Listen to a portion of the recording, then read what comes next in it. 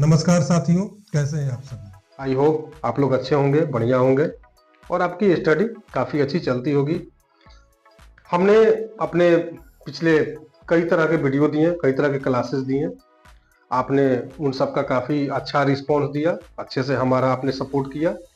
और मैं video class शुरू करने से पहले ये हमेशा बोलता हूँ और बोलता रहूँगा कि आप हमें सपोर्ट करें और हमें लाइक, शेयर और सब्सक्राइब करने की पूरी कोशिश करें।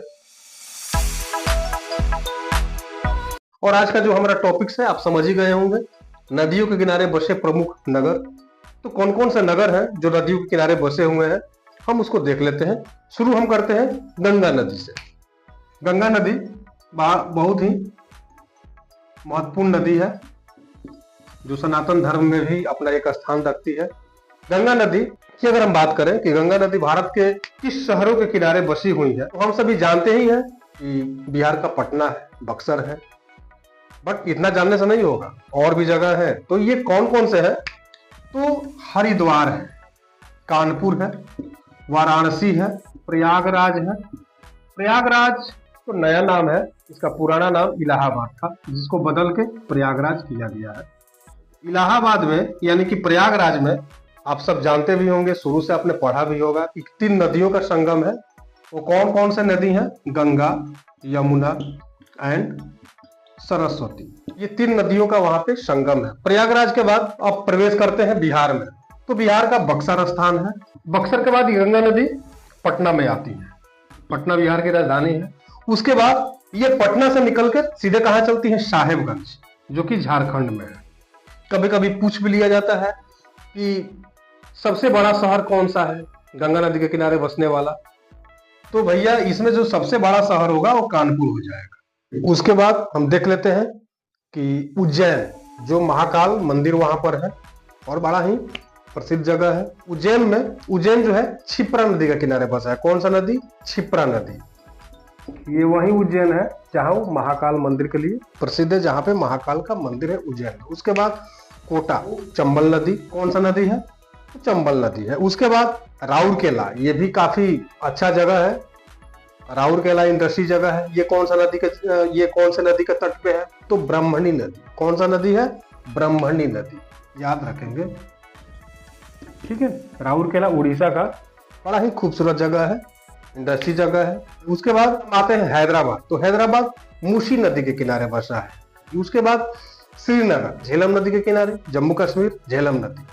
उसके बाद अयोध्या, सरयू नदी के किनारे अयोध्या शहर बसा है। और वहीं पे भगवान श्री राम ने अपने शरीर को त्याग करके बैकुंठ धाम को गए थे अपने पूरे सेना के साथ। उसके बाद अयोध्या के बाद कोलकाता में जो नदी बहती है, हुगली नदी बहती है।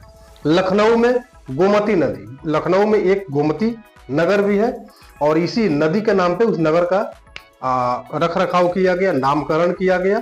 तो हम लोग याद रखेंगे लखनऊ, जो कि उत्तर प्रदेश की राजधानी है, कौन सी नदी के किनारे बसा है? गोमती नगर। उसके बाद हम आते हैं कटक। तो कटक में जो नदी बहती है वो महानदी है। उसके बाद नासिक में गोदावरी नदी।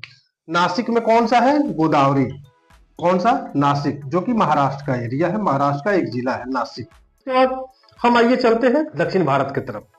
दक्षिण भारत का जो एरिया है उसमें जगह है श्रीरंगपट्टनम और तिरुचिरापल्ली। ये कावेरी नदी के किनारे बसा है। कौन सा नदी है? कावेरी नदी, हम लोग याद रखें। उसके बाद अहमदाबाद साबरमती के किनारे है। वहीं पे तो गांधी आश्रम है। गांधी जी ने जो अपना आश्रम बनाया इस नदी के किनारे बसाया था, इसको भी हम लोग याद रखेंगे। उसके बाद जमशेदपुर में आते हैं, झारखंड का जगह है, इंडस्ट्री जगह। जैसे उड़ीसा का राउरकेला जगह काफी विकसित है और विख्यात है इंडस्ट्रीज को लेके, उसी तरह से झारखंड का ये नगर भी काफी प्रसिद्ध है, जमशेदपुर। इसे जमशेदजी टाटा ने स्थापित किया था और यहाँ पे टाटा का है, टाटा एंड स्टील कंपनी, बहुत बड़ा कंपनी है। और ये स्वर्ण रेखा के नदी के किनारे बसा है। कौन सा नदी? स्वर्ण रेखा। इसको हम याद रखेंगे।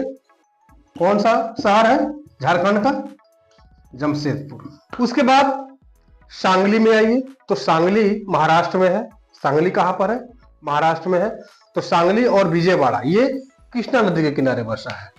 कौन सा? सांगली और विजयवाड़ा। सांगली महाराष्ट्र में है। और उसके बाद दिल्ली जो है यमुना नदी के किनारे बसा है। मथुरा है, नई दिल्ली और मथुरा और आगरा, ये 3 शहर है, याद रखेंगे, नई दिल्ली, मथुरा और आगरा। ये यमुना नदी के किनारे बसे है। कौन सा नदी? यमुना नदी। डिब्रूगढ़ और गुवाहाटी में ब्रह्मपुत्र नदी है। सूरत में ताप्ती नदी है। गोरखपुर में राप्ती नदी है। फिरोजपुर लुधियाना में सतलुज नदी है। कौन सा नदी है? सतलुज। और हमें लगता है कि एग्जाम के व्यू से ये छोटे से ही टॉपिक आपके लिए काफी बेहतर और मजेदार हो सकते हैं। और दोस्तों, मैं चाहूंगा कि आप अपनी राय हमें कमेंट बॉक्स में लिखें, कमेंट बॉक्स में दें, ताकि हम आपके कमेंट्स के आधार पे एक अच्छा सा वीडियो हमेशा बनाएं, रोज बनाएं। और देखो भाई, इंसान के जीवन में, चाहे वो मेरी जीवन हो, आपकी जीवन हो, पैसा कमाना मकसद नहीं है। एक अच्छा इंसान और एक बेहतर व्यक्ति बनने में ही आपकी और हमारी और समाज के लिए भले वाली बात हो सकती है। और आप हमारी बात का कोई बुरा ना माने। मैं कोई बहुत बड़ा टीचर नहीं हूं, मैं कोई बहुत बड़ा यूट्यूबर नहीं हूं, है ना। मैं भी छोटा सा ही हूं और बेहतर करने की कोशिश कर रहा हूं। स्ट्रगल वाली लाइफ है। आप लोग हमें भी सपोर्ट करें और हमारे वीडियो को काफ़ी मात्रा में शेयर करें, लाइक करें, और फिर से वहीं बात में बोलूँगा, सब्सक्राइब करें, ताकि हम भी आपके लिए एक बेहतर और एक आदर्श व्यक्ति के रूप में हम भी अपनी पहचान बना सकें।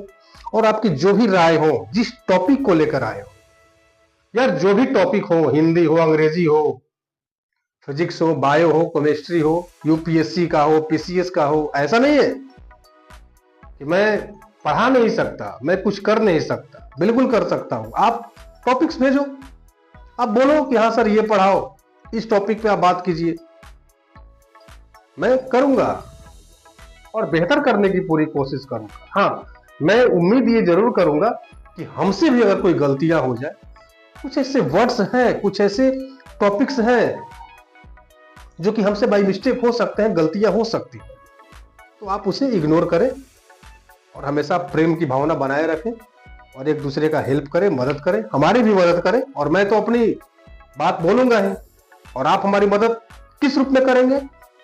तो हमारे सपोर्ट के रूप में करें। आप हमें लाइक, शेयर और सब्सक्राइब जरूर करें, ताकि हम भी आपके लिए एक बेहतर और एक अच्छा मार्गदर्शक बन सके। धन्यवाद।